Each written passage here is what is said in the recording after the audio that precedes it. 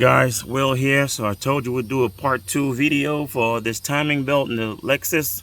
It's an '05 Lexus RX 330 3.3 engine. Same thing, similar to that 3.0, same exact thing. This is a little bit bigger motor, but this is part 2 of the video because we already did a week ago. We did a video of taking everything off, and of course it's common sense when you do a timing belt, you buy a kit. That way you buy your water pump, your idler pulley, your tensioner, and then of course your other pulley for the tensioner as well. You want to do that. I'm going to show you those parts right there. So here we go.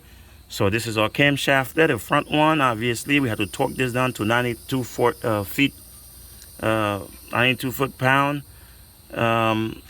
Of course this is the back camshaft sprocket. As you can see, and you'll see there is a mark on there. If I can get it to show it to you, right? Can I get the zoom right? Yeah, right there. You see that mark? There's a little slot right there. Of course, we have to match that up with the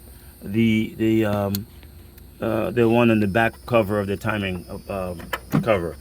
And I'm gonna show you this on the front one because it's much easier to get to.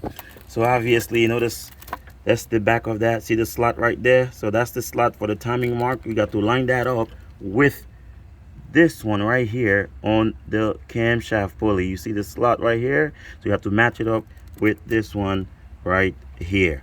So that's how you get your timing mark on that Lexus 3.3. And I'm going to take you down to the crankshaft.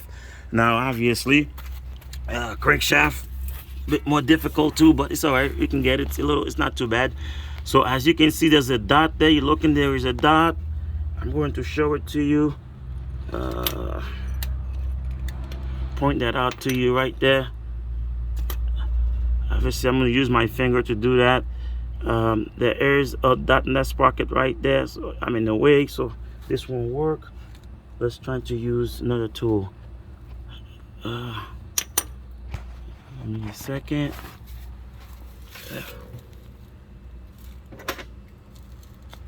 Okay, this will do. There we go. Sorry about that, guys. So anyways, let's get this focus again. All right, so and that sprocket, you can see there's a dot right about here, right here. So that's your dot right here. You want to line this up with a little dot right there in the engine block. It's right, literally right there. So there we go. So you see dot there and then dot right there. It's not quite lined up yet, so we're going to do so before we put the timing belt on. So I advise you guys, check twice, even check a fourth time if you have to. This is critical we get this thing right, otherwise you'll be tearing the engine apart to get some valve work. And this is an interference engine, so you got to get this right. So this engine, everything was working fine. It's just that it had a little leak on the water pump. So once you open this water pump, we did that already, so we put a new one, and of course all the new components, and you got to do those. Your tensioner right there, of course pulley, idler pulley, and there's another one in the middle. But anyway, so that's where we at. Now there is a dot, another dot on the crankshaft sprocket, this one right here. Well, don't worry about that one. So that one's is not for your timing mark. It is this one you want to use.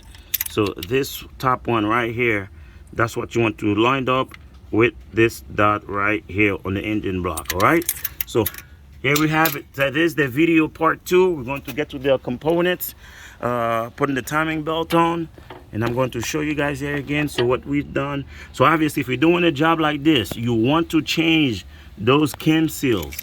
Of course, you see the cam seals behind there, so you got to change those. Of course, in order to do so, you have to remove this back plate. So we've already done that.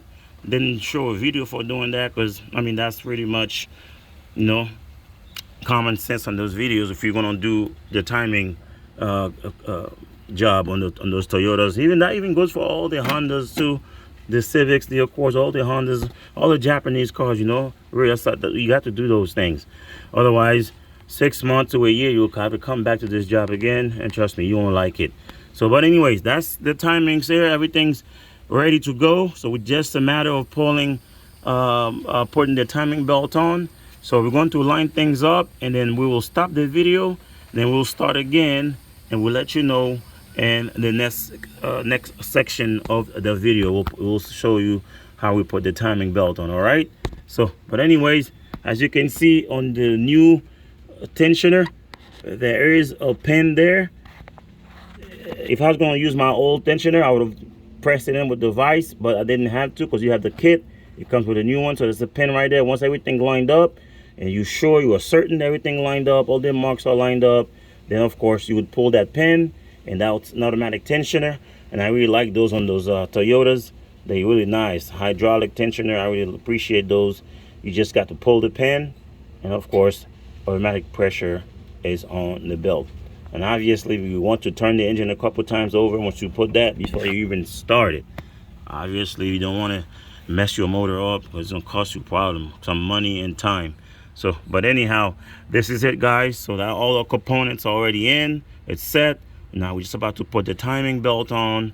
And of course, like always, before we close everything up after the timing job, you want to crank it over, see if it starts. All right, but before we even get to that point, you want to turn the engine a few times over with hand crank it, not the starter, but hand crank it. You know, just use that bolt. Of course, this bolt right here, we're going to use that's the bolt we're going to use to turn the engine to get it back to that timing mark up there. All right, so stay tuned for part 3.